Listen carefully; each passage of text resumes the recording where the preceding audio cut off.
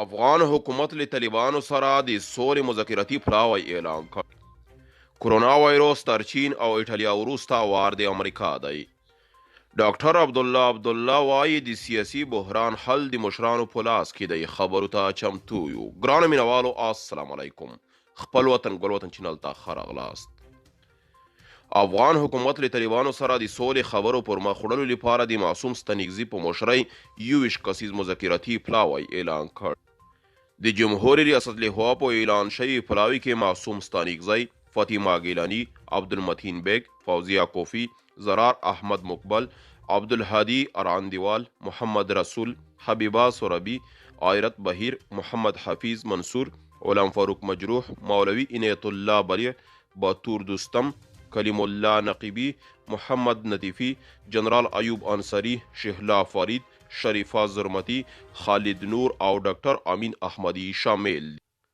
تیره شپه د یوري اومه د جمهوري ریاست لخوا په دې اړه خپره شوي اعلامیه کې راغلي دغې پلاوي چې له ډېر غور او له ټولو اړخونو او د ټولنې له اغېزناکو اقشارو سره تر سلا مشورو وروسته ټاکل شوي له طالبانو سره د سولې مذاکراتو کې به د افغان حکومت استازیتوب وکړي. د آرګ لخوا په خپره شوي اعلامیه کې ولسمشر محمد اشرف غني له یاد پلاوي څخه غوښتي چې د سولې خبرو ټول بهیر د هیواد لوړې ګټې، د افغانستان د خلکو ګډ ارزښتونه او د یو موټی افغانستان اصولي موقف په نظر کې ونیسي او هیواد ته د تلپاتې سولې راوستلو په برخه کې هڅې وکړي. د کرونا وایروس تر چین او ایټالیا وروسته وار د امریکا ده.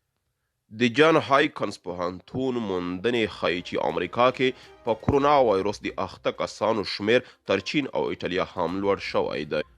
امریکا کې اوس مهال تر 85,000 څخه زیات کسان په کرونا وایروس اخته شوي چې دا شمیر د نړۍ په کچه یو هیواد کې تر ټولو لوړ شمیر دی. عبدالله وایي د سیاسي بحران حل د مشرانو په لاس کې دی. خبرو ته چمتو یو.